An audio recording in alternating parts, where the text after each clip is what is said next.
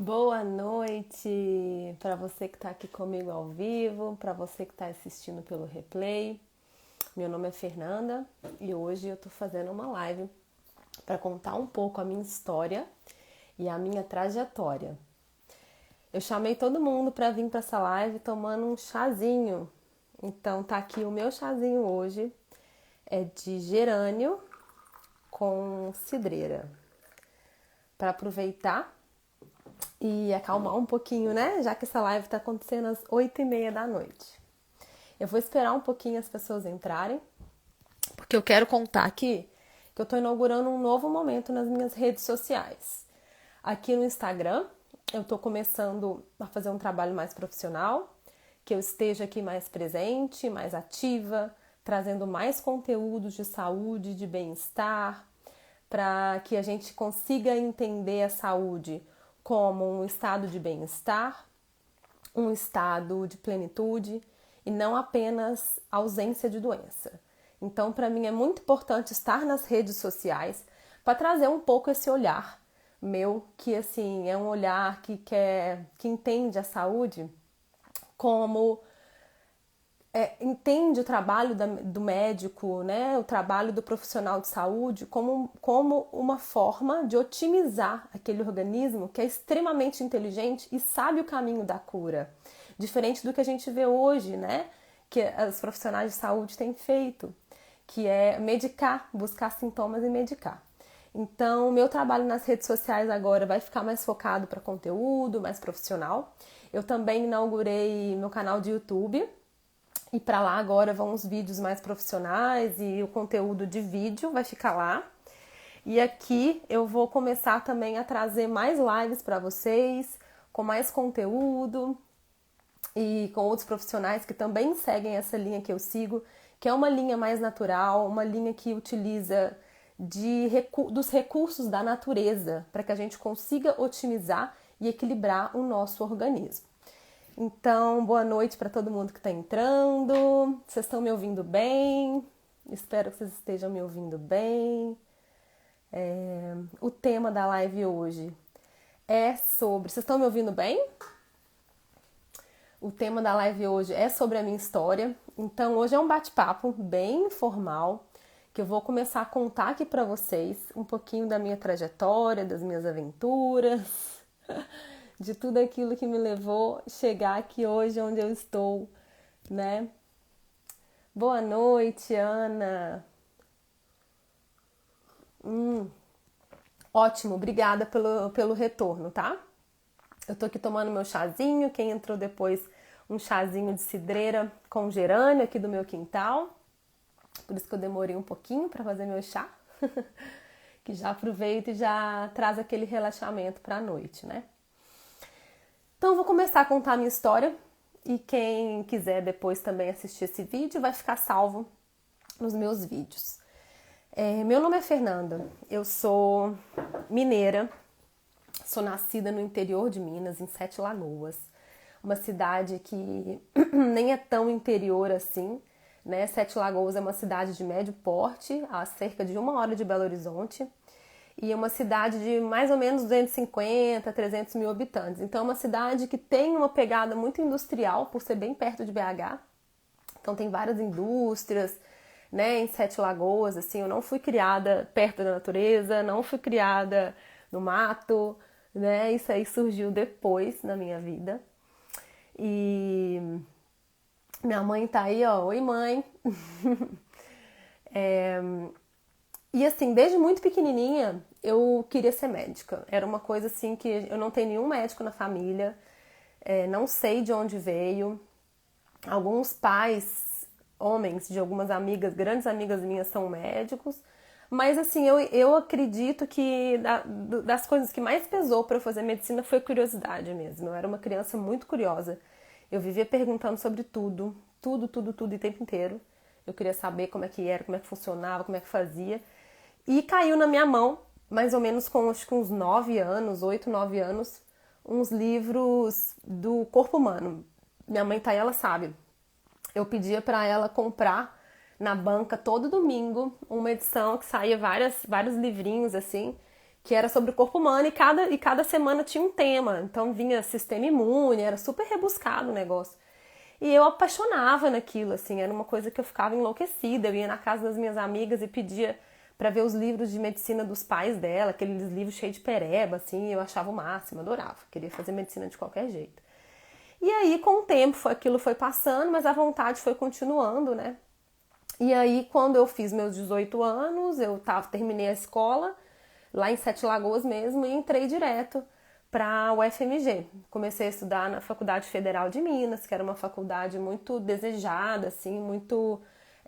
É uma faculdade muito boa, né? Todos nós sabemos, assim, é uma faculdade de qualidade impecável. E aquilo pra mim foi, nossa, um sonho, assim. Eu lembro até hoje da minha primeira aula de anatomia, aquela curiosidade, né, de ter aqueles cadáveres ali, toda a turma super curiosa, querendo dissecar. E aquilo, assim, foi ficando super... no início, né, era aquela coisa de sentir aquele status, de estar na faculdade de medicina, aquela coisa toda, né, de ser uma pessoa importante, cheio de gente ali, e uma vontade muito grande de aprender, e aquela coisa, né, que eu entrei, aquela vontade de ser útil, de servir, de ajudar, de salvar vidas, aquela coisa, todos nós, acho que fazemos medicina, tem essa coisa muito forte dentro da gente. Só que durante a faculdade de medicina, a carga do tempo de estudo era imenso, né? Eu, às vezes, bem no início da faculdade mesmo, né? Neuroanatomia, matérias muito complexas, era preciso ficar estudando até tarde, era preciso virar noites, e eu virava noites tomando café, por exemplo. E era uma carga muito pesada mesmo, assim, de estudo. E por fim eu parei de fazer várias coisas que me davam muito prazer. Então eu parei de dançar, eu parei de ler livros de literatura. Então o único assunto, a bitolação, era medicina. E aquilo foi, né, crescendo, até que chegou um momento ali, e eu era muito nerd, assim, eu queria fazer tudo. Eu queria fazer estágio, monitoria, pesquisa, tudo que surgia eu queria fazer. Tinha as provas, eu ia. E aí eu fazia, no início da faculdade, eu comecei a fazer um programa que era como se fosse um mestrado para acadêmico de medicina, que era um programa dentro de um laboratório mesmo, de bancada. Então eu tive um projeto que eu até publiquei esse artigo junto com o pessoal do laboratório, que a gente tratava os ratos com hormônios injetáveis, eu tratava os meus ratinhos, eu até lavava gaiola de rato, eu ia final de semana na faculdade, 1 hora de ônibus para ir lá só lavar a gaiola dos ratos, porque não tinha gente para cuidar lá uma época. E era pesado mesmo, assim. E aí a gente matava o rato, sacrificava. Eu trabalhei com próstata, então eu retirava a próstata, desidratava, corava, fazia toda a parafinização, cortes, corava, fazia imunistoquímica. Então isso tudo eu já fazia no início da minha faculdade. E aí depois eu fui surgindo outros estágios que eu fui fazendo, até que chegou o ponto de eu fazer um estágio no CTI. Era uma prova super concorrida, todo mundo queria porque ganhava um dinheirinho, assim. E aí era um CTI de um hospital particular em Belo Horizonte, o Socor, que era um hospital com uma pegada muito forte de cardiologia, que eu gostava muito. Eu comecei a gostar muito de cardiologia, fiz várias coisas de cardiologia durante a faculdade. Mas era um estágio que tinha que dar plantão, eram 2 plantões semanais ainda com essa carga de faculdade. E aquilo para mim foi um momento chave, assim, porque eu lembro bem de começar a trabalhar no CTI e aquilo para mim era uma novidade. Eu não sabia o que passava dentro de um CTI, né? Até então, a medicina para mim eu via de uma forma super ingênua, assim.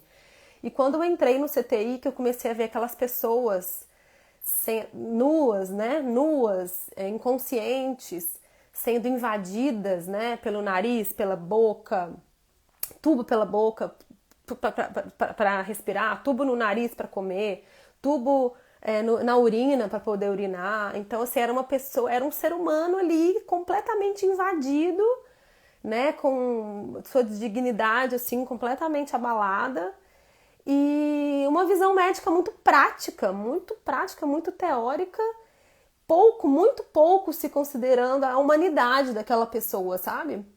E tinha as visitas médicas, e daí um paciente morria e a família culpava os médicos, e muitas das vezes já eram pacientes com doenças graves, incuráveis, e tinha toda uma dificuldade, assim, da pessoa viver aquela morte, sabe? De uma forma digna, e aquilo pra mim foi muito forte. E, em especial, tinha um paciente que ficou muito próximo de mim, era um paciente que tinha uma doença pulmonar grave, assim, um enfisema bem grave.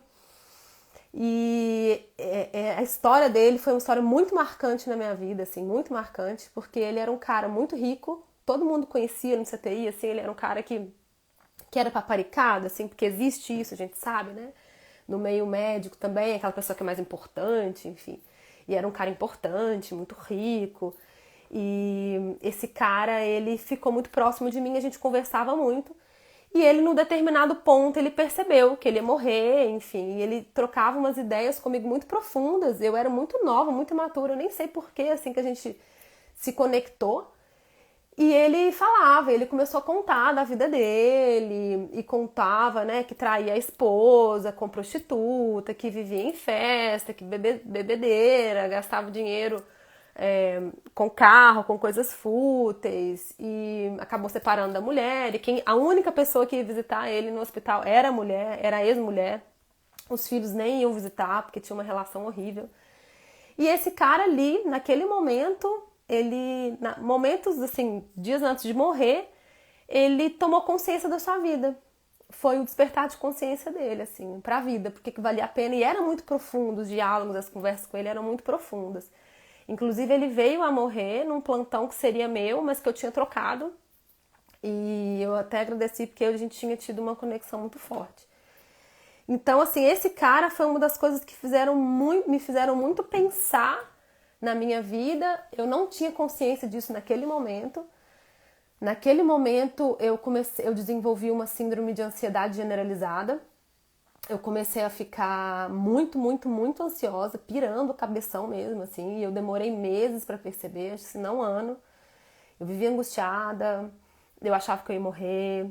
E estudando medicina, né, estudando várias doenças, então eu achava que eu tinha aneurisma na cabeça, eu achava que eu tinha doença abdominal, eu comecei a ter refluxo, azia, tinha 1000 sintomas.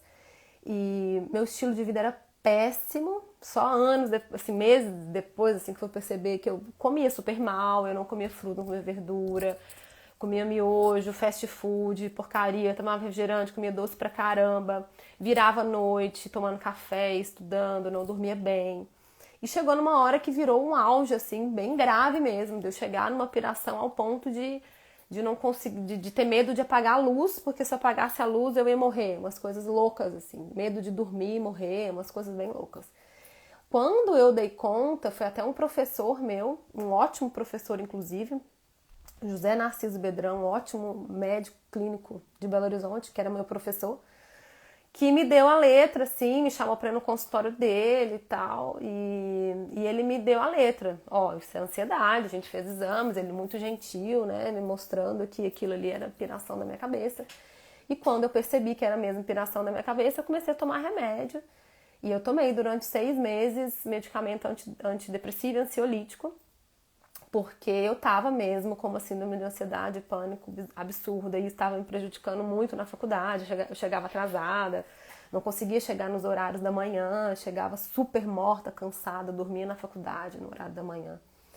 E aquilo, hoje eu vendo, né, anos depois eu olhando de longe, era muito nítido que aquele momento foi o meu despertar de consciência mesmo, sabe? Todo despertar de consciência, ele vem em forma de crise. Ele vem para te sacudir todas as suas estruturas, para te colocar para olhar a sua sombra e perceber que aquele modelo que eu criava na minha cabeça e que eu vivenciava na faculdade, que era um modelo de ser médica, de ser status, né, assim, de viver aquilo como, eu quero ser a papa de tal área, né? Igual, isso é muito comum na medicina. Eu fazia também um estágio como uma cardiologista, que é uma super cardiologista, era um ambulatório de insuficiência cardíaca pré-transplante do Hospital das Clínicas, e era um excelente ambulatório. A mulher é foda, assim, fodarástica. E ela, uma mulher que não gostava de abraço. Um dia eu comprei um negócio pra ela, fui abraçar ela, todo mundo, nossa, você não pode abraçar ela, que ela não gosta de abraço. Ela era brigada com todos os filhos. E aquilo foi martelando na minha cabeça, sabe? É isso que eu quero pra mim, é essa loucura que eu quero, me matar de trabalhar, de estudar, me matar pra isso. ver o paciente como um número, como um corpo largado ali no CTI, todo entubado, e não pensar e não entender o contexto daquilo, né? E não pensar que a gente às vezes prolonga o sofrimento, né? E não entrar em discussões profundas, porque fazer medicina é muito profundo. E a gente entra muito novo, muito jovem. Eu entrei com 18 anos na faculdade, vinda de um contexto super protegido. Eu vim de um contexto que eu vivia num mundo de privilégios, né? Eu não via o que era a realidade do mundo. E à medida que aquilo foi chegando para mim, aquilo foi chegando com um furacão mesmo. E eu explodi em doença. Foi aquilo, né? Eu explodi em ansiedade. E aí, num determinado ponto, surgiu, eu andando na faculdade, olhei uma placa, olhei assim no diretório acadêmico e vi um aviso de uma oportunidade de um estágio, de um intercâmbio na Polônia, um negócio louco assim. E na minha família, a gente não tem essa coisa de viajar, meus pais nunca saíram do Brasil, não tem essa coisa de viagem, não é algo cultural na minha família. Mas eu vi aquilo e eu falei, nossa, sei lá, é isso. Eu tava tão perdida, tão louca, tão... Qualquer coisa que viesse era lucro, que eu tava realmente num momento bem fundo de poço, assim. Por mais que as pessoas não imaginassem na época, tem vários colegas de faculdade que falam, nossa, eu nem imaginava que estava vivendo isso. Mas eu estava vivendo isso. Inclusive, eu tenho um colega que se suicidou durante a residência, assim. É pesado a parada. Então eu fui nessa viagem da Polônia, tinha juntado uns dinheirinhos, assim, de estágio, de monitoria, de um monte de coisa que eu fazia. Pedi ajuda pra família e me joguei, assim. Fui lá pra Polônia, nas últimas férias que a gente tinha até entrar os internatos. E foi ali, assim, que me deu um super clique, assim, de que eu queria viver, eu queria descobrir outras coisas, eu precisava ver o mundo, eu precisava ampliar meu horizonte, eu precisava ampliar meu repertório para poder trabalhar com pessoas, para poder olhar para as pessoas e realmente entender o que elas precisam, entender o contexto de onde elas vieram, né, para poder ajudar de verdade. Então, nessa viagem que eu vi outros lugares do mundo e que a gente fez, tinha outras amigas que estavam em outras cidades da Polônia, porque eu era jacuzona, assim, da jacuzona da roça, viajar na Europa. E a gente se juntou e fomos fazer um mochilãozinho, um pequeno mochilão ali para os lugares mais famosinhos ali da Europa. E foi ali que eu já larguei minha medicação, falei, não é esse o caminho. Eu preciso encontrar esse tesão de viver de novo, sabe? Eu tava morta por dentro, eu precisava encontrar essa graça, essa vivacidade, essa vontade de viver, de explorar, de aprender, que eu sempre fui muito curiosa. E a faculdade, ela me podou, assim, completamente minha curiosidade. Porque tudo era preto no branco e pronto. Você não tem... ou é protocolo, assim, assado, e pronto. Você não tem onde criar, você não tem onde desenvolver sua criatividade e seu olhar crítico, tudo era errado, né? Igual a gente vê hoje, tudo é charlatanismo, ninguém quer saber de outras práticas integrativas, tudo é errado, né? Como a pessoa não conhece, tudo tá errado. Então, naquele momento foi essa oportunidade mesmo de explorar o mundo, de olhar o mundo com outros olhos. E quando eu voltei, foi pouco tempo, acho que foi 1 mês e meio, 2 meses de viagem. Mas quando eu voltei, eu já sabia que eu queria ter outras experiências fora. E aí eu fui fazer um intercâmbio, um dos meus internatos, na verdade de cirurgia, eu consegui fazer em Londres. Eu mesma entrei em contato, me desenrolei, fui fazer prova de língua, fui me virar. E fui para Londres ficar lá 3 meses fazendo um dos internatos obrigatórios. Eu fiz lá. E eu fiz um CTI de novo, fui fazendo um CTI. E foi muito nítido para mim assim, a forma como é a medicina no Brasil e a medicina fora do Brasil. Então, por exemplo, em Londres, eu me deparei com médicos, com estudantes que tinham um horário super tranquilo de faculdade, que podiam fazer seus hobbies, que tinham suas vidas além daquilo, que não era bitolado naquilo. Então, a faculdade tinha um horário mais relaxado, assim, era mais tranquilo, eu entrava às 8, saía às 5, às 4. Aqui no Brasil eu entrava às 7, saía às 6 da noite, era o dia inteiro. Lá eles formam antes de fazer os internatos. Então os internatos obrigatórios, eles fazem já trabalhando e ganhando. Então também é outra pira, a pessoa já começa a trabalhar É igual aqui, né, na residência, que é uma escravidão mesmo, é um sistema de escravidão. O médico, ele nem é visto como médico dentro dos hospitais, durante as residências. Existe uma exploração absurda, horas de trabalho absurdas. Inclusive, existem muitos residentes que se suicidam. Uma dessas era uma colega minha que estudou comigo, se suicidou durante a residência. Porque a carga é absurda e você entra nessa de você não ter vida, né? Você vive para aquilo. Isso não é nem um pouco saudável.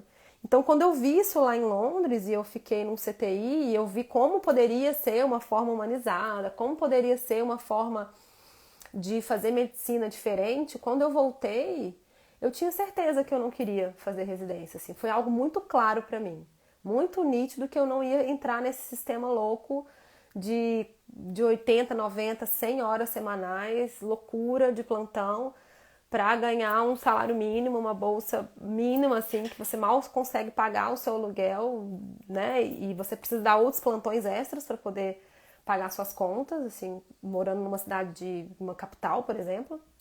Então, quando eu voltei, eu fui completamente na contramão de todos os meus colegas que estavam já se formando para se especializar. Inclusive, existe uma cultura, já existisse na minha época, eu me formei há 10 anos, tá? Tem 10 anos exatos, me formei em julho de 2011, tem 10 anos exatos que eu me formei. Quando eu me formei, já tinha essa cultura do cursinho para residência.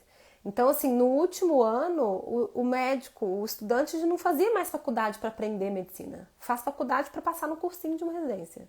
É bizarro, é bizarro. É todo mundo com a apostilinha desses cursinhos aí, nem vou citar nome, para poder passar na residência. Esse é o objetivo. E aí nem aproveita esse último ano, sabe? Nem faz esse último ano direito. E chega na residência, é todo esse sistema de exploração, enfim. É claro que para muitas especialidades, para fazer especialidades, você tem que passar pela residência, não tem jeito, né? Se você quer ser oftalmologista, você não aprende nada de oftalmo na faculdade. Então você precisa fazer aquela especialização.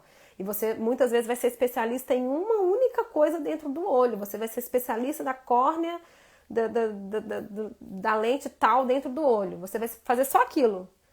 E aí você acaba assim, você perde toda a mão, né, de ausculta, de exame físico, de diagnóstico médico. Então você vai para o micro coisa especializada. E que bom que tem pessoas dispostas a passar por tudo isso e que a gente tem ótimos profissionais. Meus colegas eram ótimos profissionais, eu tenho colega neurocirurgião que ficou nessa formação por mais 6, 7, 8 anos, enfim. Mas aquilo pra mim já não ressoava assim no meu coração mesmo.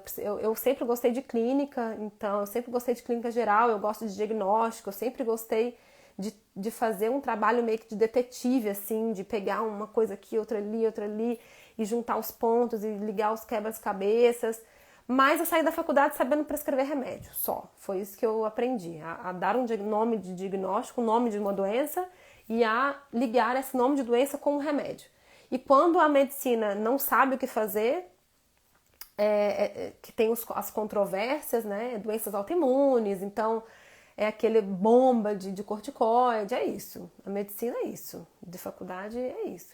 São muito poucas pessoas trazendo para o meio acadêmico discussões sobre doenças psicossomáticas, discussões sobre as novas práticas integrativas, sobre práticas ancestrais de saúde. Isso não existe dentro da faculdade, isso eu não vi dentro da minha faculdade, fato. Então, quando eu saí, eu já estava com esse olhar diferente, já tinha tido aquela crise de ansiedade, já tinha passado por esse despertar de consciência, e eu queria outras coisas, mas era uma angústia tão grande assim que eu nem sabia o que eu queria. Então, eu trabalhei por um ano, né, aquela coisa de pagar a conta aqui, ajudar aqui, rararã. Estão me pedindo aqui sobre o doença autoimune. Essa live não é para isso, mas vai ter uma live só sobre o doença autoimune. Pode esperar, que autoimune é algo que eu lido muito na minha prática e cada vez mais está crescendo. Eu vou falar sobre o doença autoimune em outras lives, não preocupe. Então, já até esqueci o que eu estava falando. Ruim de interromper é isso. Quando eu me formei, durante a faculdade eu tinha lido aquele livro Comer, Rezar, Amar. Engraçado, né? Como tem umas coisas assim que vem como referência pra gente. Eu li aquele livro Comer, Rezar e Amar e pra mim foi chocante. Assim, uma mulher que sai viajando sozinha, aquilo ficou por anos martelando na minha cabeça. E quando eu formei, eu falei, não, eu quero fazer uma viagem de volta ao mundo. Fiquei um ano trabalhando, dando vários plantões, eu já fui direto para emergência. E eu sempre gostei de emergência. Emergência é algo que quem gosta de clínica, de diagnóstico, adora. Então, assim, eu trabalhava em emergência pesada, em Sete Lagoas, em BH, em Contagem, Sala Vermelha. Dava plantão já de coisas graves mesmo, assim. E eu queria fazer uma viagem de volta ao mundo. Eu botei na minha cabeça que eu ia fazer uma viagem de volta ao mundo, que eu ia dar um rolê e que eu ia ver outras coisas, aprender outras coisas, que eu precisava daquilo. Porque eu era muito imatura. Eu lembro a primeira vez que eu fui dar notícia de morte sozinha. Eu me tremia assim inteira, eu não sabia como falar aquilo, eu não sabia como olhar para a pessoa, eu não tinha essa sabedoria mesmo que vem com a maturidade, sabe? De como a gente aborda certos assuntos. Então, para mim foi super pesado, assim, lidar com a medicina, a morte, a vida, os mistérios da vida, o fato de eu não saber tudo, né, da gente não saber todos os diagnósticos e estar ali na linha de frente, no pronto-socorro, aquilo era muito pesado. Quando a gente para ver, quem trabalha com plantão sabe, assim, é muito forte. A gente que acaba normalizando, mas é muito pesado, é muito forte para uma pessoa nova, sem conhecimento de vida nenhum, né? Então eu parti para essa. Trabalhei durante um ano. Quem tá me perguntando como é que eu me sustentei, eu trabalhei durante um ano, juntei um dinheiro, deixei a procuração do carro com minha mãe para ela poder vender se precisasse, sei lá. E planejei por um site que chama One World. Tem muita gente que me pergunta. É uma liga de companhias aéreas, então eu comprei uma passagem de volta ao mundo. Eu já sabia mais ou menos os lugares que eu queria ir. Então eu planejei que nessa viagem eu iria fazer o Oriente Médio. Eu tinha muita curiosidade de conhecer. E ia para a Ásia, principalmente o Oriente Médio, Ásia e depois Oceania ali. Mas foi uma super jornada, assim. Eu saí, como quem me conhece sabe, né? Eu saí patricinha e voltei hippie, assim. E não por questão de aparência, por questão de mentalidade mesmo, sabe? De maturidade. Então eu saí sozinha, pus uma mochila nas costas, comecei minha viagem pela parte do Oriente Médio ali. E nessa parte começou assim, eu fui pra Grécia, Turquia, cheguei na Turquia, cruzei, conheci ali, né? Comecei a entender o que era o islamismo. Então foi uma super viagem também por culturas e principalmente por religião. Foi uma viagem muito profunda para mim em relação à espiritualidade, porque era algo que eu sempre tinha muita dúvida e muita angústia assim no meu coração, porque eu não sentia não sentia verdade no que tinham me ensinado sobre religião. Então, quando eu fiquei ali no Oriente Médio, Jordânia, na Jordânia eu conheci uns beduínos, eu conheci uma menina que era da Finlândia, que tinha apaixonado com beduíno e tinha ido morar no meio do deserto.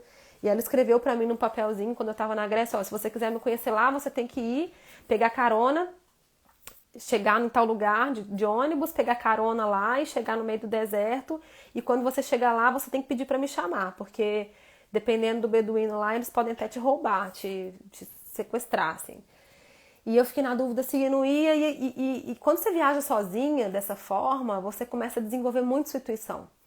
Então eu comecei a ficar ligeiraça com o que era verdade, com o que não era, o que eu achava que quem estava certo, quem não estava, se aquilo era furada, se não estava, e 100% minha intuição acertou. Algumas vezes eu fiz cagada, mas minha intuição tinha me avisado que era cagada, mas eu fui. E aí nessa viagem, e nesse momento que eu fiquei, que essa menina me falou que ela estava morando com os beduínos no meio do deserto, que era um lugar que não tinha nada para fazer, era um lugar super assim isolado e muito... Tá todo mundo me ouvindo? Tá difícil de ouvir? Tem alguém falando que tá sem som. Nesse lugar foi assim um grande clique também, sabe? Foi um grande clique para mim, porque eu cheguei no meio do deserto e eram tudo beduíno mesmo, beduíno, com turbante, e um estilo de vida muito deles mesmo, de cada um, aquelas casas tendas. Ai, obrigada, tá com som. Aquelas casas tendas, assim, que era umas tendas mesmo, no meio do deserto, cada um tinha seu camelo, eles tinham uns carros meio capenga, que eles davam um jeito ali de arrumar o carro para poder rodar dentro do deserto. E não tinha nada para fazer, não tinha eletricidade, mal tinha água, você tinha que ir lá numa bica lá pegar água, e no meio da madrugada os camelos roubavam a água da gente. E era aquilo, era só essa existência mesmo, né? Dentro de um contexto completamente novo para mim. E eu que vim de cidade, de contexto urbano, completamente urbano até aí, eu me vi naquele momento, assim, de eu tô no meio da natureza, num lugar totalmente diferente, não tem nada pra fazer. Meus livros já tinham acabado, eu tinha lido tudo, celular nem tinha onde carregar, e era aquilo, era existir. E ali eu fiquei uns 15, 20 dias a primeira vez, e eu fiquei apaixonada, assim, por uma possibilidade de viver com mais inteireza, sabe? Por uma possibilidade de viver diferente, né? De existir e de não estar o tempo inteiro ligado, conectado.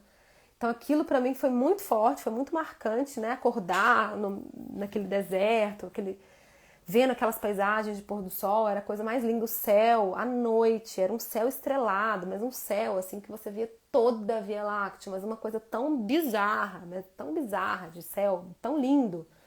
E a gente dormia no meio do deserto mesmo, que eles gostavam de ir pro meio de dirigir ou de ir de camelo assim, pro meio do deserto bem longe, e a gente dormia no colchão ali, cobertor, era isso.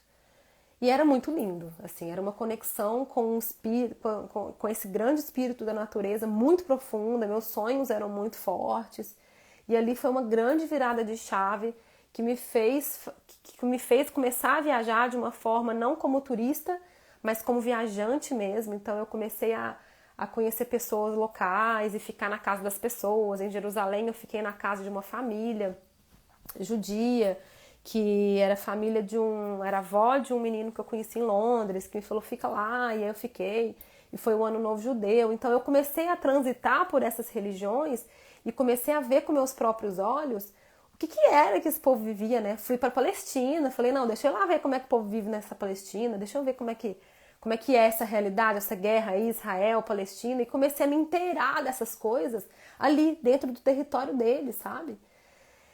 E era de uma beleza, tudo que eu ia aprendendo, todos os saberes que iam me sendo passados, principalmente pelas pessoas mais velhas.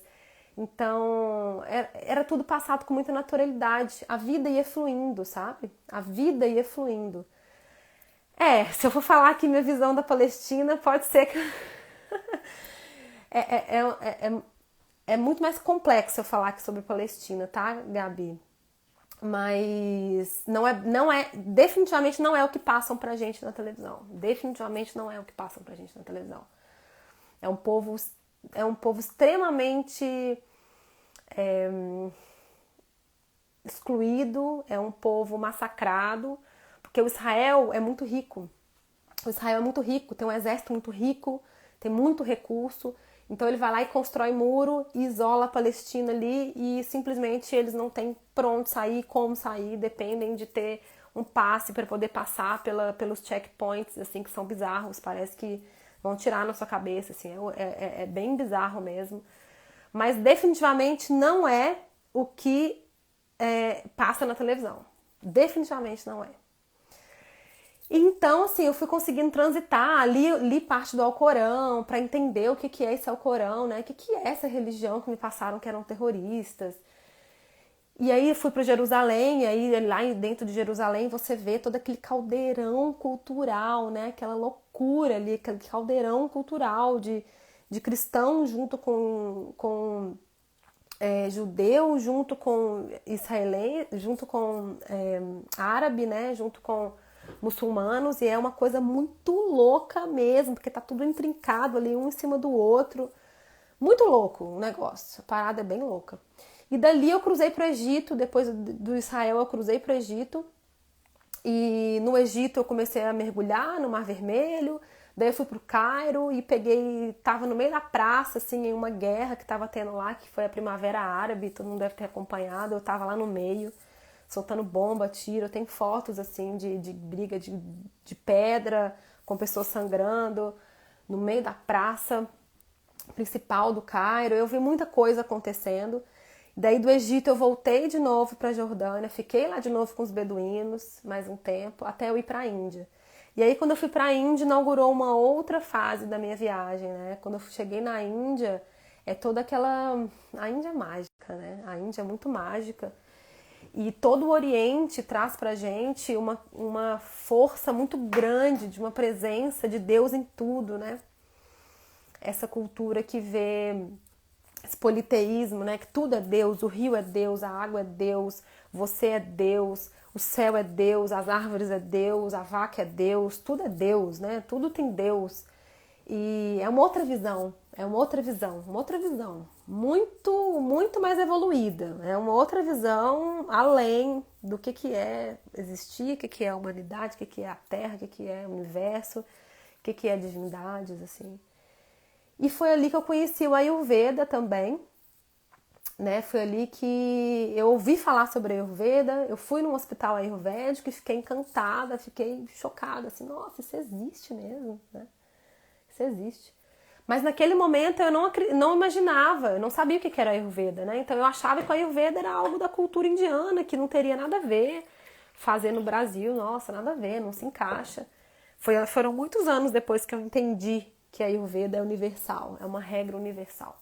Até então eu achava que a Ayurveda era para a Índia, só na Índia que podia existir. Então, na Índia eu comecei a... Foi uma outra fase desse momento, dessa viagem, que eu fui para um ashram, inspirada pelo livro de Comer, Rezar, Amar. Eu fui parar num ashram e eu fiquei um tempo lá aprendendo a meditar, aprendendo yoga. Até então eu nunca tinha feito yoga. Até então eu tinha muita vontade de meditar, mas eu meditava sem ter feito um curso, sem fazer nada. Então era aquela coisa mesmo da vontade, mas ali eu tive muitas orientações. Fiquei dentro de um lugar mesmo, tradicional, indiano, e às beiras do rio Ganges, só que lá em cima no rio Ganges, perto dos Himalaias, que era um rio super limpo, cristalino, que descia assim, escorrendo das geleiras, era mágico, um rio geladaço, mas mágico. Foram dias muito especiais. E em uma das minhas experiências de meditação, e aí é algo que nem é muito legal falar aqui assim, porque é algo muito pessoal e tem coisas que a gente só acredita quando a gente vive, né? E eu vivi tantas coisas nessa viagem que é o tipo de coisa que você só acredita quando a gente vive. Mas em uma das práticas de meditação eu tive uma experiência assim de fora de corpo mesmo, que desintegrou o corpo, não existia corpo, só existia consciência. E foi outro momento muito chave para mim, que foi aquele clique, assim. Foi uma das vezes, eu tive outras experiências, mas uma das vezes em que eu senti no corpo mesmo, porque é muito diferente da gente falar, né, sobre unidade, sobre isso de todos somos a mesma coisa, todos somos um só, todos nós. Eu, você, a planta, a árvore, a natureza, todos os seres humanos, todos os animais, somos tudo parte da mesma coisa, somos tudo microcosmo desse mesmo macrocosmo, assim. Todos nós temos essa divindade dentro de nós. E nesse momento, no corpo, eu senti isso como uma experiência corporal, física mesmo. Porque uma coisa é a gente falar aqui, estando no nível do mental, do intelectual. Outra coisa é a gente viver no corpo, né? Isso são poucas experiências na vida que a gente tem para viver. Algumas pessoas nunca vão vivenciar isso, outras vão vivenciar isso na hora de morrer. Igual eu falei sobre aquele senhor que me inspirou, né, no CTI. E foi uma experiência surreal, assim, de clique, entendi tudo. Entendi tudo, assim, entendi tudo. Entendi tudo sobre o que é viver, o que é a vida, o que é... A gente entende ali, não precisa... Não é uma palavra, é você sentir no corpo a unidade, esse senso de unidade, sabe? Foi muito forte. E foi nesse ashram. E quando eu saí desse ashram, eu continuei viajando na Índia e decidi que eu ia para um lugar lá, que era onde o Dalai Lama vive, a cidade do Dalai Lama, né? Foi, acho que logo depois desse ashram, eu fui pra essa cidade que chama Dharamsala, no norte da Índia. E aí, chegando lá, a gente chegou de manhã, eu fui com um colega meu que tinha, um americano, colega meu que tinha feito, que estava no ashram comigo, ele também queria ir conhecer esse lugar. Só que o Dalai Lama vive viajando, o Dalai Lama dá um monte de palestra, ele, né, levou o budismo para o ocidente, é um cara super requisitado. Só que simplesmente a gente chegou, tava tomando café da manhã num cafezinho assim, bem nepalezinho mesmo, que lá é como se fosse o Nepal. Nepal não, minto, desculpa, lá é como se fosse o Tibete, né? Lá é um vilarejo tibetano, no norte da Índia, que Dalai Lama fugiu quando entrou a invasão chinesa no Tibete. As principais pessoas tiveram que fugir de lá e foram aceitos pela Índia e criaram essa comunidade no norte da Índia. Só que nesse dia a gente estava tomando café nesse lugar e simplesmente começou a passar um monte de gente com as almofadinhas na mão. Tinha monge também, porque os monges estavam lá no templo dele. Lá no templo dele tem um lugar que é um monastério, um templo de Dalai Lama, um templo tibetano muito tradicional. Mas começou a passar alguns gringos, algumas pessoas estrangeiras com umas almofadinhas na mão. E eu perguntei à mulher do café, o que está acontecendo hoje? Ela falou, não, Dalai Lama vai começar hoje, a dar 3 dias de ensinamento para os monges da Mongólia. Eu falei, que legal. Sincronicidade da vida, assim, né? E nessa viagem foi assim, quando a gente se lança, você pode ter certeza. Quando você se joga com medo mesmo naquilo que sua intuição fala que você tem que fazer, tudo acontece. Tudo acontece, você tá na hora certa, no lugar certo, do jeito certo. Parece que assim, o universo conspira para que tudo dê certo. E foi isso, assim, eu cheguei e fui no templo do Dalai Lama e tava tendo esses 3 dias, começaram 3 dias de ensinamentos para os monges da Mongólia. Então a gente sentava no chão, a gente não podia colocar celular, nada, tinha alguns tradutores, porque ele fala na linguagem tibetana mesmo, mas você pode escolher um fonezinho de ouvido, colocar, e tem alguns tradutores que traduzem online também, se vocês quiserem assistir qualquer palestra do Dalai Lama, tem no site dele lá, e você pode assistir ao vivo, inclusive. E sentava do meu lado, assim, os mongezinhos, com a roupinha mais amarelinha, que são os monges da Mongólia, e passando chazinho, a gente tomando chazinho junto com os monges, e ouvindo os ensinamentos e os cantos de Dalai Lama, que são muito bonitos. E ele é um cara, assim, que se ele passa do seu lado, o corpo arrepia, assim, é uma presença muito forte. Eu não tenho nada de fanatismo, nunca tive nada de fanatismo, mas realmente algumas pessoas têm uma presença muito forte, né? Que a gente, o coração sua, tem coisas inexplicáveis.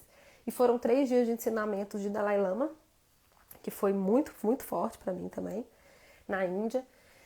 E depois da Índia, na Índia foram várias experiências muito, muito fortes, marcantes, né? Até assim, o último dia, a Índia é mágica, a Índia tem de tudo, né? É um caos, cheiro de cocô, de xixi, gente mijando na rua, cagando na rua, tomando banho na rua.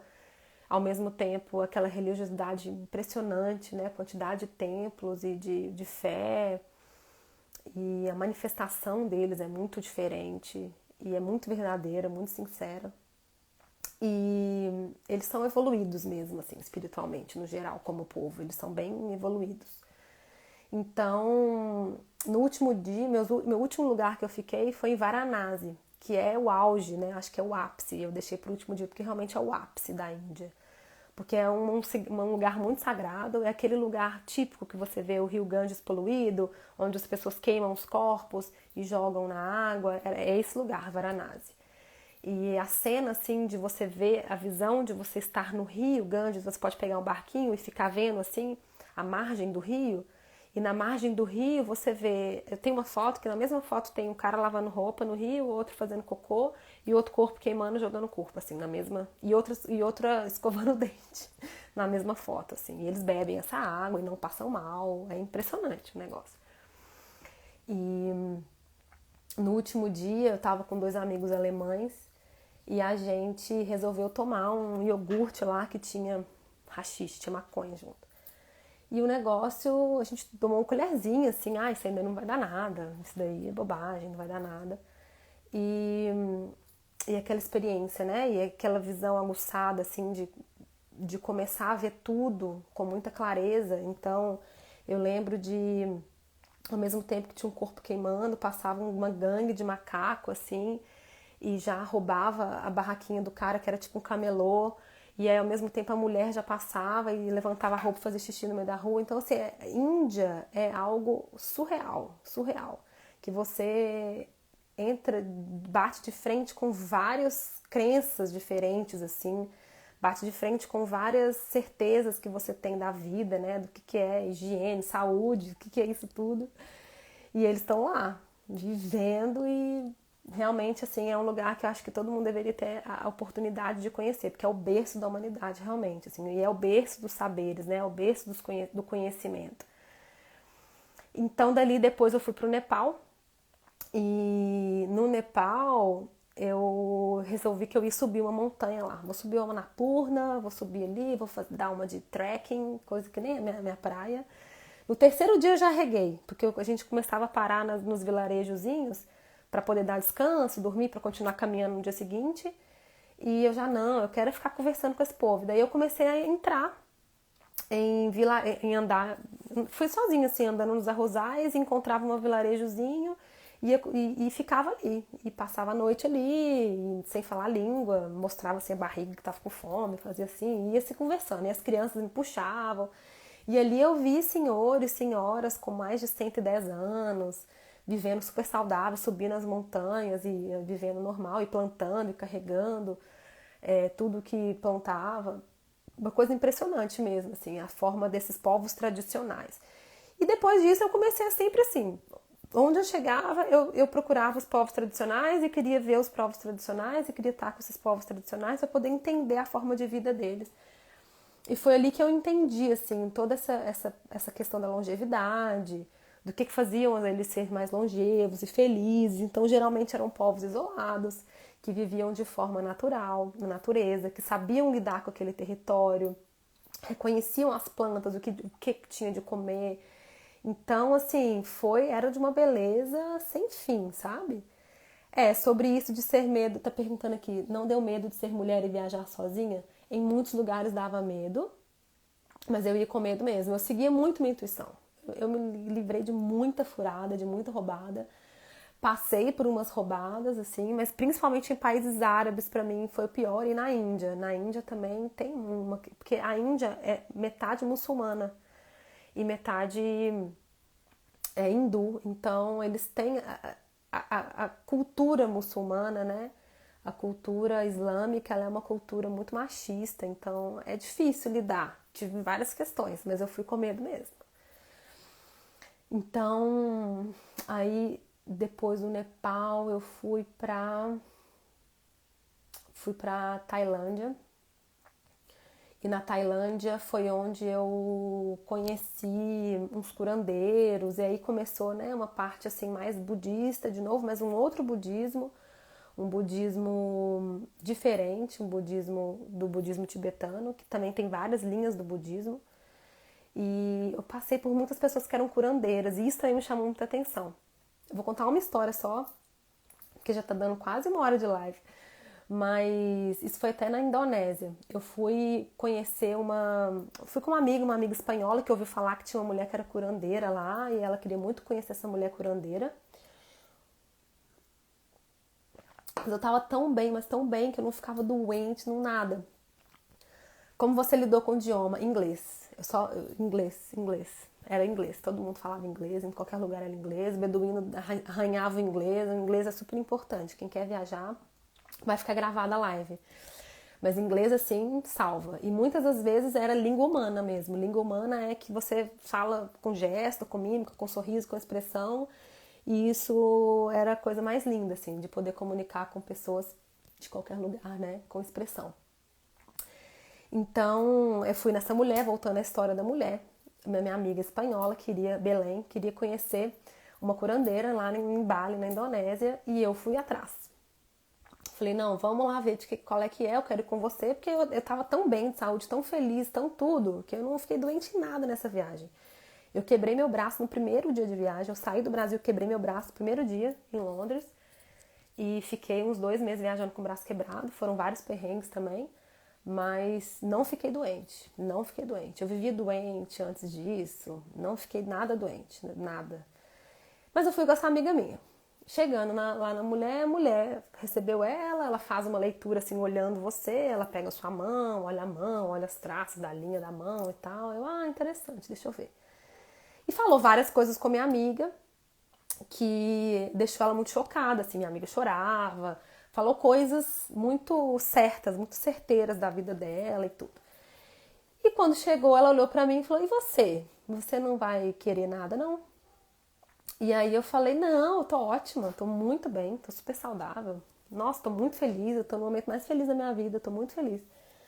Aí ela olhou pra mim assim, olhou pro meu seio, pra minha mama e pôs a mão assim no meu seio, aqui, bem no lugarzinho. Ela pôs a mão certeira, aqui assim. E isso aqui que você tem? E isso daqui que eu tenho, eu já sabia que eu tinha, que eram uns nódulos que eu tenho na mama, que eu já acompanhei antes dessa viagem, inclusive eu já tinha feito até biópsia e tal. E foi bizarro, assim, ela chegou certeira, colocou a mão ali e falou. Aquilo pra mim foi impressionante, impressionante. E ela conversou comigo, daí ela começou a fazer umas coisas comigo, e aí ela fez umas outras leituras e me falou assim, tudo certeiro da minha vida, assim, de questões de saúde, de órgãos, que eu sabia que eram meus pontos fracos. E aí ela fez um tratamento com erva, me deu algumas ervas para levar para casa, me explicou. Foi assim, aquilo para mim foi também muito marcante. Não só isso, como outros momentos também aconteceu com outros curandeiros que eu fui conhecendo e depois aqui no Brasil com os povos indígenas. Mas foi muito forte para mim para entender que saúde não é só aquilo, né? Não é só aquela coisa mental e teórica e protocolada que a gente aprende na faculdade. Não pode ser, sabe? Tem outras coisas, tem a mais ali, tem coisas mais. E aí depois da Indonésia, na Indonésia também eu fui fazer, eu senti de fazer o Vipassana, eu já tinha ouvido falar sobre Vipassana quando eu estava na Índia. O Vipassana é um curso de 10 dias de meditação, que não está relacionado, né, assim, com nada religioso, com imagem, com, com nada religioso, apesar de ser a técnica pura que Buda ensinava, que foi preservada em Mianmar, e depois se espalhou pelo mundo, né? No Brasil a gente tem 2 centros de Vipassana, no mundo inteiro tem centros de Vipassana. E quem tiver mais interesse pesquisa depois sobre o assunto, mas é um curso de 10 dias de meditação, que não se fala, é em silêncio, a gente fica em silêncio absoluto. E ensina-se uma prática de meditação muito rebuscada, que usa como moldura o corpo, a moldura do corpo como experiência para experimentar aquilo, várias, né, para entender a vida, enfim, para, né, reduzir o sofrimento, porque essa era a intenção de Buda, era que o ser humano veio na vida para sofrer, né? Então a gente precisa de algumas técnicas de desapego, de entender que a vida é impermanente, para que a gente não reaja aos acontecimentos da vida, né? Para que os acontecimentos da vida vão acontecer, mas tudo vai depender de como você vai enxergar aquilo e vai reagir. É isso que é o problema, né? Como a gente reage. Então, um curso de 10 dias de meditação em silêncio, total silêncio, 11 horas de meditação por dia, de graça, é doação, na verdade. Depois que você finaliza o curso, você pode doar para a instituição Vipassana, que é mundial. Tem pessoas que doaram um terreno para aquele lugar acontecer, outras pessoas doaram uma mão de obra, material de construção. Então, no Brasil tem Miguel Pereira e em São Paulo, já estão construindo outros centros pelo Brasil, mas no mundo inteiro tem centros Vipassana. E eu tive mais uma experiência daquelas que eu conversei com vocês, que eu tive lá na Índia. E é incrível, né? Quando a gente sente no corpo essa questão do que é a vida mesmo, a gente entende de verdade quando a gente experimenta. Não adianta a gente ficar no nível intelectual, ele nunca alcança o nível da experiência, né? E aí depois disso eu fui para Austrália, eu viajei bastante no Sudeste Asiático, tive várias experiências super legais, conheci muita gente, tive vários romances lindos, foi assim, aquela viagem mesmo de ano sabático, né, para você viver a vida. E aí eu fui para Austrália, que foi o final da minha viagem, e conheci um pessoal brasileiro que é, fazia vivências com ayahuasca. E eu nunca tinha tomado. Foi a minha primeira vez que eu tomei na Austrália. Um chá brasileiro eu tomei na Austrália. E foi outra experiência muito mágica, né? E aí, cada vez mais que eu tinha essas experiências, eu ia entendendo esse poder da natureza, né? Eu ia entendendo que, por exemplo, uma planta misturada com outra que se junta e forma, né, o DMT, tem essa molécula DMT, que é chamada molécula divina, molécula de Deus, molécula que você experimenta uma experiência, você tem uma experiência divina, né? Foi incrível, assim. Acho que vai ter que fazer parte 2.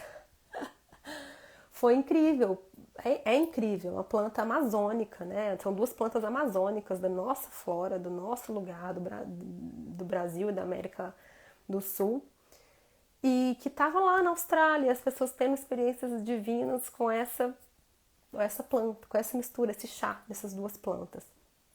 E foi mais um momento de entender essa força da natureza, sabe? Entender essa força da natureza e firmar mais uma vez o tipo de trabalho que eu queria fazer, né? Na verdade, até esse momento aí, eu vivia em crise com a medicina mesmo. Eu já não queria mais fazer medicina, já não queria essa coisa. Eu viajava nessa viagem, pra você ter uma ideia, ninguém nem imaginava que eu era médica. Eu ia trabalhar, eu comecei a morar nos lugares, assim, e ficar, por exemplo, na Austrália eu fiquei numa comunidade hippie, que um cara comprou um lugar e quem quisesse trabalhar lá ficava, e eu trabalhava na terra, plantando, trabalhei construindo casa no barro, construindo casa de sacos de barro, né? Casas ecológicas. Eu ia ali, onde tinha coisa para fazer, eu ia, ninguém nem imaginava que eu era médica, eu só aparecia com a medicina quando era necessário, quando eu via que eu tinha que intervir em algum momento. Mas eu tava nesse momento super em crise com essa coisa de status, de falar que eu sou médica. Isso aí era uma coisa que me incomodava muito, ainda me incomoda bastante. Mas nesse momento eu estava completamente em crise, nem imaginava que todas essas experiências que eu tive e todas essas referências que eu fui tendo iam me levar a um momento de trabalhar com a medicina igual eu trabalho hoje, com a medicina mais natural, que entende todas essas complexidades do ser humano, enfim. Depois, quando eu voltei pro Brasil, vou falar aqui rapidinho, às vezes a live vai. Se a live seguir, eu vou seguir. Senão eu encerro e faço a segunda parte. Quem quiser ficar, ficou. Quando eu cheguei no Brasil, eu tava muito em choque, assim, na verdade. Foi bem difícil para mim voltar. Eu queria continuar morando em outros lugares, eu queria continuar tendo essas experiências. Eu sabia que eu tinha que voltar. Minha mãe estava enlouquecida, minha família estava enlouquecida. Como assim? A única médica da família ficou louca, ficou hippie, tá andando com gente esquisita. E foi bem difícil para minha família, eu entendo também, hoje eu sou mãe. Eu entendo como que é, né? Você ter uma filha solta aí no mundo, em lugares estranhos. Mas quando eu voltei, foi um choque para mim viver em cidade, sabe? Cidade para mim era algo que não fazia sentido nenhum. Eu fiquei grande parte dessa viagem, mais de 90% do tempo nessa viagem, só em natureza. Em ilhas, em floresta, em praia, em montanha, em deserto. Eu estava em natureza, em lugares isolados, lugares muito ricos em natureza. E já não fazia menos. Teve um tempo na minha viagem que eu só andava descalça. Eu não tinha sapato. Eu fiquei uns 2 meses assim, sem ter nada para calçar. Nada.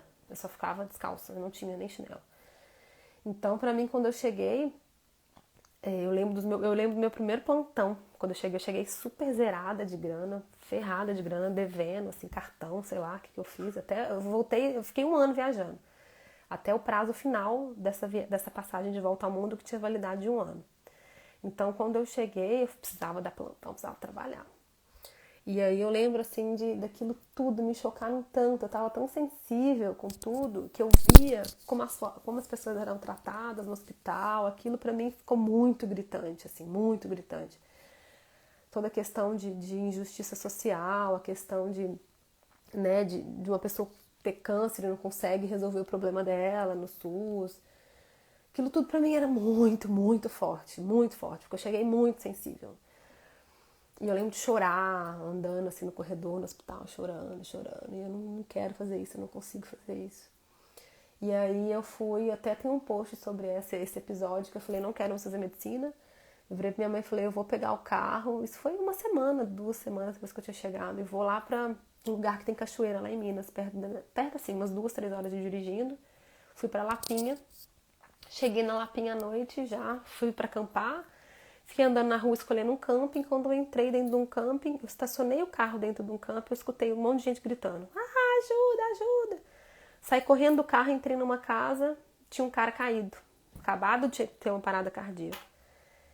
E aí, enfim, o desenrolar dessa história eu tenho um post, depois eu mostro pra vocês esse post, que foi o dia que eu decidi que não ia fazer medicina, e todo o universo conspirou pra eu fazer medicina.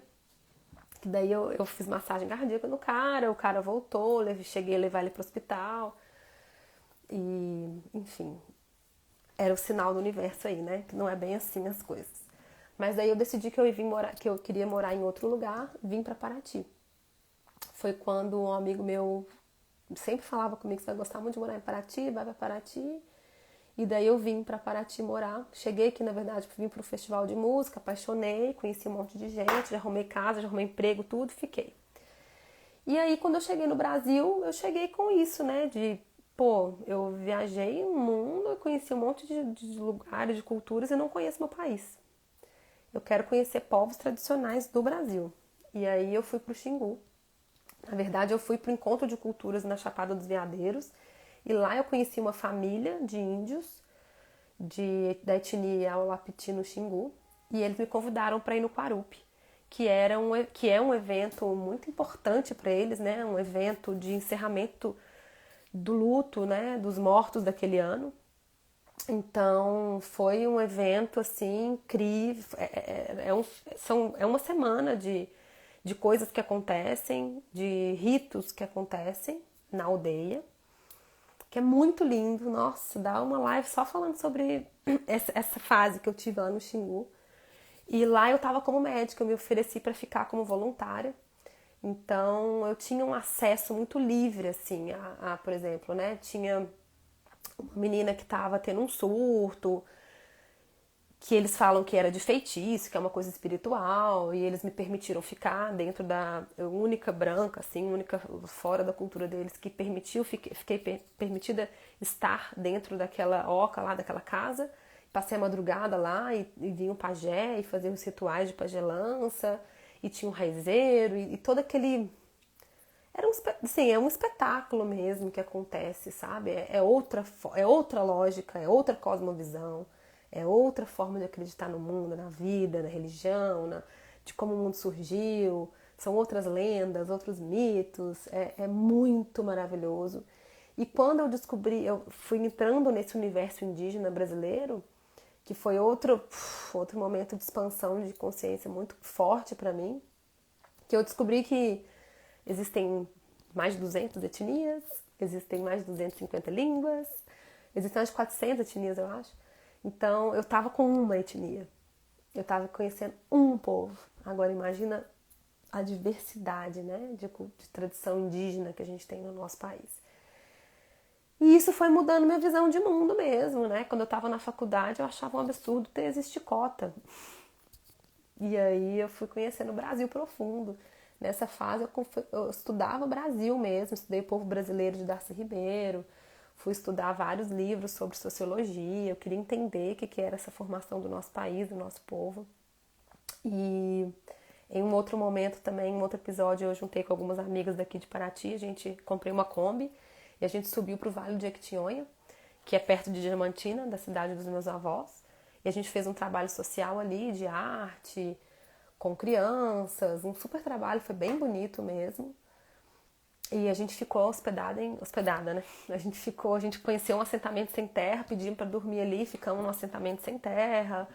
Fomos embanhando nesse Brasil profundo, e o Vale de Jequitinhonha era conhecido por ser um lugar muito miserável mesmo, de pobreza extrema. E nessa pandemia tá voltando a pobreza lá. Então, assim, é um outro Brasil, um outro mundo. Eu comecei a entender o mundo. Aqui em Paraty é um caldeirão de cultura.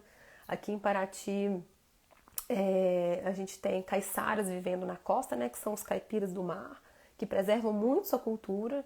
Tem quilombolas, tem muitos estrangeiros. Aqui a gente tem indígenas também, várias aldeias indígenas. Então, Paraty para mim foi assim, caiu como uma luva. E depois de todas essas experiências, eu ainda trabalhava em hospital, de plantão, mas sem saber o que realmente fazia sentido pra mim, sabe? Sem saber que mexia aqui dentro. E aí eu fui estudar medicina antropológica. Eu lembro que eu ouvi falar sobre medicina antroposófica, que é uma medicina baseada na filosofia de Rudolf Steiner, uma medicina alemã. Comecei a estudar medicina antroposófica, que é linda também, muito bonita, uma forma de ver a medicina e a saúde muito mais integral, bem interessante. E aí ficou para mim martelando Ayurveda, Ayurveda, Ayurveda, Ayurveda. E eu já estudava, já tinha comprado livro, já estudava Ayurveda por minha conta. E foi quando eu decidi entrar de cabeça e fazer formação. Foi quando minha filha nasceu, na verdade, né? É engraçado que como filho puxa pra gente essa questão de terra, né? Eu sou muito ar, muito sonhadora, muito criativa, eu gosto de estudar muitas coisas, buscadora, exploradora. E falta às vezes um pouco de terra, né? E filho traz essa coisa muito forte de terra, de aterrar a gente, de vai, realiza isso, agora é hora de se realizar, agora é hora de você executar, né? Enquanto eu tava só viajando, conhecendo, acumulando muitos saberes e muitas experiências, eu percebi que eu precisava usar aquilo, né? Eu precisava realmente trazer isso para o mundo. E quando eu comecei a estudar Ayurveda, explodiu para mim, assim, minha consciência, a minha visão de saúde explodiu, porque a Ayurveda é uma sabedoria muito profunda, muito complexa e muito simples ao mesmo tempo. A Ayurveda é uma sabedoria, uma ciência de 4.000 anos atrás, né? Acha-se que onde eu estudei antroposofia, eu estudei no Rio de Janeiro. Eu estudei no Rio de Janeiro, na Associação Brasileira de Antroposofia. Tem no Brasil inteiro também. Tem o site deles, Associação Brasileira de Antroposofia. E o Ayurveda, os textos clássicos do Ayurveda diz, né, que data-se de 1500, 2000 a.C., mas na verdade, quando eles pegam, né, quando pega para escrever um texto, porque a tradição oral sempre foi muito mais importante para o Ayurveda, né? Quando para escrever um livro, para colocar no papel, é porque aquela tradição já está perdendo. Então, os textos clássicos datam de muito tempo. E são conceitos tão modernos, são conceitos tão atuais. Se fala ali de genética, de epigenética, de conceitos que hoje mesmo, quando eu falo hoje, assim, nos últimos 10 anos, a medicina científica vem comprovando coisas que eles já falavam há 4.000 anos atrás. Então, quando eu comecei a estudar Ayurveda e comecei a me aprofundar no Ayurveda, eu fiquei encantada e eu comecei me deu de novo assim, essa fome de aprender, me deu de novo uma fome de estudar a medicina, que eu tinha parado de estudar esses anos que eu fiquei viajando, que eu vim morar em Paraty, que eu fiquei conhecendo gente e tal. Eu lia muito mais literatura, que eu estava morrendo de saudade de ler literatura, porque eu não podia ler durante a faculdade.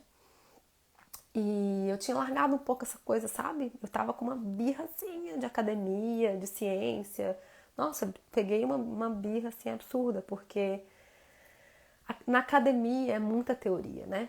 É muita teoria. E não se sai pra prática, né? E não se sai pra execução, não se sai pra ver a vida real. A gente não considera a vida real. E o Ayurveda me trouxe essa vontade de novo, essa gana de estudar a ciência moderna, de estudar artigos mais modernos, científicos, o que a ciência está falando, mas sempre com esse viés de estudar o natural, porque realmente não faz sentido para mim usar a medicação para silenciar um sintoma. Não faz sentido para mim. A gente vai marcar uma outra live só para falar sobre medicina, sobre essa visão da medicina, sobre esse paradigma novo de medicina, sobre essa crise na medicina, né? E o que se tem hoje sobre isso. A gente vai fazer outra live só sobre isso, porque essa aqui é para falar sobre essa história, sobre viagem, sobre aventura, sobre descobertas. Mas foi depois de estudar Ayurveda que me deu de querer estudar genética, de querer ir para essa medicina científica de novo. Mas assim, com o viés da medicina natural, né? De estudar plantas medicinais, que eu aprendi um monte com o indígena, que eu aprendo aqui, continuo aprendendo, né? De estudar plantas medicinais, que é minha paixão mesmo, são as medicinas da natureza. Tenho completa paixão por estudar plantas, por estudar cogumelos, por estudar tudo que a natureza nos deu, já nos deu, e que a gente perdeu essa intuição e esse olhar para saber o que a gente pode comer, o que a gente pode usar, o que é remédio, o que não é, o que é veneno. Então, essa é uma paixão muito grande que eu tenho. E eu tô rindo de vocês aqui. Você já tem mais um fã a partir de hoje. Mas é engraçado, né? Porque conhecer a história da pessoa é muito bonito, né? Assim, a minha história realmente ela é rica porque eu saí explorando, eu saí com a cara na coragem no mundo. E é engraçado que uma das coisas mais importantes, quando me perguntam o que é uma das coisas mais importantes que você fez, e eu acho que é isso, sabe? É ter a coragem para ter uma vida autêntica. Porque lá atrás, quando eu lembro dos meus professores olhavam para mim e falavam, Fernanda, que você vai se arrepender muito de não fazer residência. Você vai se arrepender muito de não fazer um mestrado, um doutorado. Assim que você sair da faculdade, você vai se arrepender amargamente, olhando assim no meu olho. E eu tinha uma certeza tão grande que eu falava, não, tudo bem. Pode ser que eu me arrependa, mas é isso que eu tô sentindo, sabe? Então, das coisas mais importantes que eu acho que eu fiz e que eu venho fazendo é ouvir meu coração mesmo, assim, minha intuição. E eu tenho certeza que eu tô no caminho certo, porque esse é o meu caminho. Esse caminho não vai fazer, talvez não faça sentido, e não faz sentido para muita gente. Para muita gente é um desperdício, uma loucura. Ouvi de vários colegas. Eu virei chacota de vários colegas meus, vários, né? A ponto de colegas meus virar e falar, ó, você virou assunto, esse post que você fez no Instagram, porque depois que você começa a dar sua cara, né? E começa a, a dar cara mesmo. Aqui nessa rede social é isso. Tem 2 anos que eu tô aqui, que eu decidi estar aqui. Agora eu decidi estar aqui profissionalmente mesmo. Tô assumindo esse compromisso de coragem mesmo, porque se expor dentro desse mundo, né, que julga tanto e que tem tantas certezas absolutas, é muito difícil, é muito difícil. É doloroso mesmo, dói, porque você tem que ter coragem de ouvir crítica, coragem para ouvir comentários maldosos, horríveis. Então, assim, eu virei foco de fofoca e eu sou a louca da minha turma, né? Porque eu era muito nerd, eu era muito nerd mesmo, eu era muito daquelas de brigar, de ter certezas absolutas. E rolou uma transformação tão grande e eu sinto tão forte no meu coração que esse é o meu caminho, que eu já não ligo mais, sabe? Mas é difícil dar cara a tapa em rede social, só quem tá aqui na arena sabe. E por isso que eu não escuto muito as críticas, eu só vou escutar a crítica de quem tá aqui também na arena, sabe? Lutando aqui, matando leão. Porque a partir do momento que eu percebi a importância desse trabalho, de conscientizar as pessoas, de fazer as pessoas entenderem que os hábitos delas são muito importantes, que os pensamentos são muito importantes, que a nossa saúde é muito importante, mas é outra visão de saúde, não essa saúde que botaram na nossa cabeça, né? Então, eu acho esse trabalho aqui nas redes sociais extremamente importante. Eu tenho um retorno lindo, lindo. Nossa, eu fico muito feliz. É algo que, óbvio, demanda meu tempo, né? E tempo para mim hoje é tempo longe da minha família, né? É tempo longe da minha filha. Então, é algo que é valiosíssimo, mas eu tô aqui, eu tô disposta a estar aqui, trazendo conteúdo de qualidade, trazendo esses meus focos de estudo para vocês, tentando ajudar vocês a entenderem a saúde desse olhar do bem-estar, entender que a natureza nos fornece tudo, pode nos fornecer tudo, e é muito importante a gente ter essa conexão com a natureza. Não adianta nada você preocupar com a alimentação impecável, perfeita, comer os mirtilos do Himalaia e o sal do não sei onde, e fazer toda a atividade física, ir na academia e ficar lá e fazendo todos os pesos e tudo perfeito, e dormir perfeito, e tomar sol todo dia, tomar os suplementos perfeitos, se você não tem uma cabeça no lugar, se você não está conectado com esse grande espírito, essa magia que é a vida, essa magia que é o universo, que é a coisa mais linda que existe, sabe? Essa magia de viver, de existir, essa paixão, o amor, sabe? Pela sua própria vida, o amor, né? O amor pelo mundo, pelo universo, por tudo que tem aqui. Então não adianta a gente entender só como corpo. A gente precisa entender mente e espírito. A gente precisa conectar tudo. A gente precisa entender que vida, saúde, felicidade é isso. E o Ayurveda traz isso. Outras medicinas orientais também trazem isso.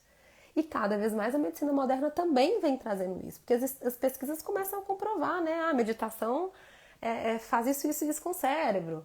Ainda é muito... a ciência tem que comprovar. Mas a gente precisa usar a nossa intuição. Por isso que eu dei nome para o meu trabalho de medicina consciente e intuitiva. Antes eu usava só medicina consciente. Hoje eu coloquei o intuitiva. Recentemente eu precisei colocar o intuitiva. Porque não é só consciência. Não adianta a gente estar consciente do que é saúde, quais que são os hábitos bons, o que eu tenho que fazer, o que eu tenho que comer. E assim, a consciência também traz algo importante, que é quando a gente começa a se conscientizar da origem das coisas que eu como, quando a gente começa a se conscientizar da origem da roupa que eu uso, qual é o impacto global, mundial, ambiental disso, isso é muito importante, né? Ter consciência dos tóxicos ambientais, dos químicos ambientais, ter consciência de como a gente é, como cultura, como gente, como humanidade, isso é importante. Mas a gente tem que usar a nossa intuição. Tem que usar a nossa intuição, porque ela tá aí para isso. Ela tá aí para perceber que aquilo, sabe aquela coisa da intuição, assim, que óbvio, todos nós temos várias histórias, mas aquela coisa assim da mãe que tá com o filho doente, que todos os médicos falam que tá normal, que tá saudável, e ela tem intuição de que tem algo que não tá legal, e ela corre atrás e descobre, né? Assim, aquela coisa que a gente tem no nosso corpo. Não é medo, é diferente de ter medo. É intuição. Eu sei que tem algo que não tá legal, e a gente tem que desenvolver isso. Eu sei que esse caminho é legal. Eu sei que por mais que todos falam pra mim que meu caminho tá errado, eu sei que tá certo, eu sinto que tá certo, essa intuição, sabe? Ouvir os sinais, perceber as sincronicidades da vida, enfim. Então, assim, o nome do meu trabalho é Medicina Consciente e Intuitiva. Eu não consigo encaixar o meu trabalho em nada que eu conheço, né? Eu uso um monte de ferramentas. Eu comecei a buscar várias ferramentas da ginecologia natural, que foi outra ferramenta que entrou lindamente na minha vida, que já casava com vários conceitos que eu estudava e acreditava. Mas como meu público é principalmente mulher, eu precisei também, e para me curar também, né, gente? Porque, sinceramente, né, nós mulheres temos muitas questões para nos curar. De tantas gerações, de tantas centenas de gerações que deixaram de fazer com que a gente acreditasse que a gente é sagrada, né?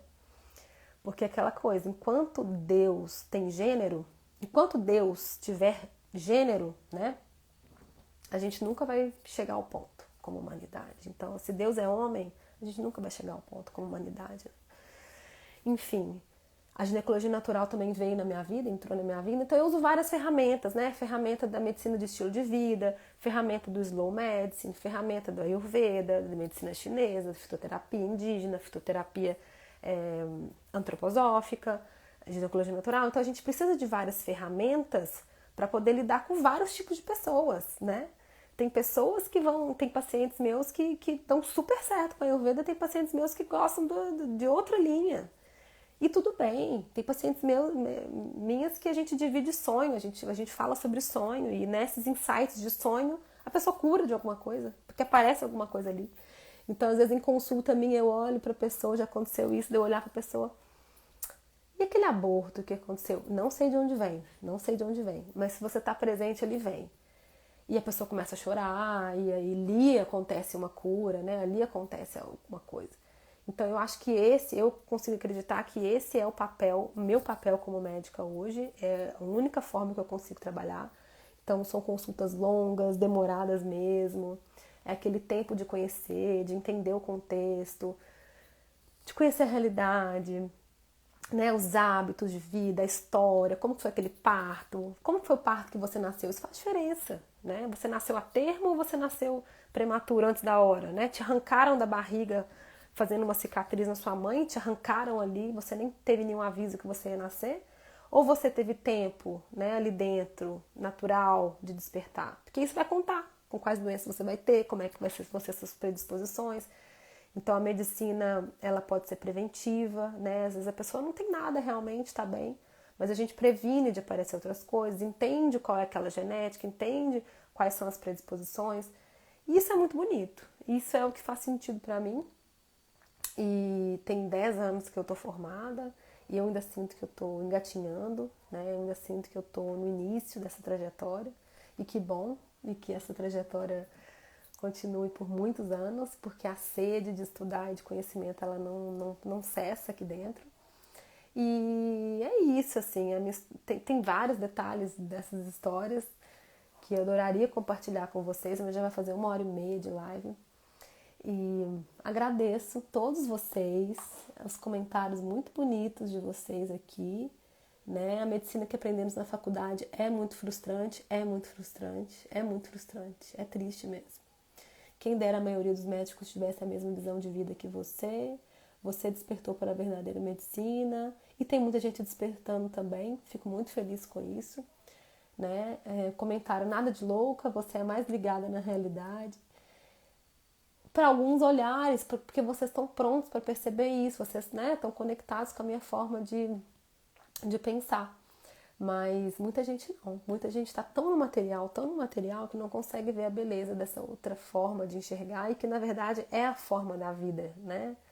A vida ela não é preto no branco, né? A vida não é cartesiana e a saúde também não é. A gente não pode lidar com a saúde e com a vida de uma forma linear. A saúde e a vida, elas se dão de forma extremamente complexa, tá tudo interligado, é tudo conectado, né? É circular, são ciclos, vai e volta, morre e vive. Então, a medicina precisa se atualizar também nisso. E a gente está se atualizando, eu acredito profundamente que o novo caminho da medicina vai ser esse, sabe? Tá todo mundo percebendo que não tem outra forma mais de fazer isso. Não dá mais para você olhar para um órgão, estômago, azia, omeprazol. Não dá, isso já não tem como, sabe? Mas eu vou falar numa outra live só sobre medicina, pra gente discutir todas essas questões, as grandes questões da medicina, as grandes crises e as outras formas de fazer, né? É isso, agradeço muito, tem algumas perguntas aqui, deixa gravado por favor, não vou conseguir estar presente, vou deixar guardado. Como é a consulta, eu falo na próxima consulta, eu falo na próxima pergunta. Também quero mudar de cidade, mas tenho medo. Mudar o medo, né? De novo o medo, a gente tem que deixar o medo pra lá, né? O medo existe, a gente vai com medo também, mas o medo existe, ele é bom que exista, que bom que a gente tem medo. Senão a gente ia ser muito louco, né? Senão a gente ia fazer umas coisas muito malucas. Tem que ter medo mesmo, o medo é importante. Mas a gente não pode deixar ele dominar a gente. A gente tem que deixar a nossa intuição falar mais alto. É isso. Agradeço muito a presença de todos vocês. Todas as quartas-feiras vamos ter lives. Essa foi a introdução para vocês conhecerem um pouco da minha história, da minha vida, da minha trajetória. Tem um vídeo que está salvo no meu, não é mais IGTV, né? Nos meus vídeos, da minha aba de vídeos, que é contando um pouquinho resumido sobre a minha história. E assistam lá, dê uma moral para a irmã aqui que está começando e se jogando nessa questão de rede social que não é fácil. Mas vão vir lives bem informativas sobre coisas que vocês estão pedindo, sobre temas de ginecologia natural, sobre a Ayurveda, alimentação, tudo com essa visão, com essa lente de consciência e intuição, essa lente da medicina consciente e intuitiva, para essa nova era que a gente vai viver, né? O Covid ele veio aí para mostrar pra gente que vem uma nova era por aí e a gente precisa se adaptar a ela, a gente precisa perceber tudo isso que eu falei, a gente precisa considerar tudo isso que eu falei, essa magia da vida, essa questão da conexão, né? O que a gente está fazendo com a nossa casa maior, nosso planeta Terra, isso tudo precisa ser considerado.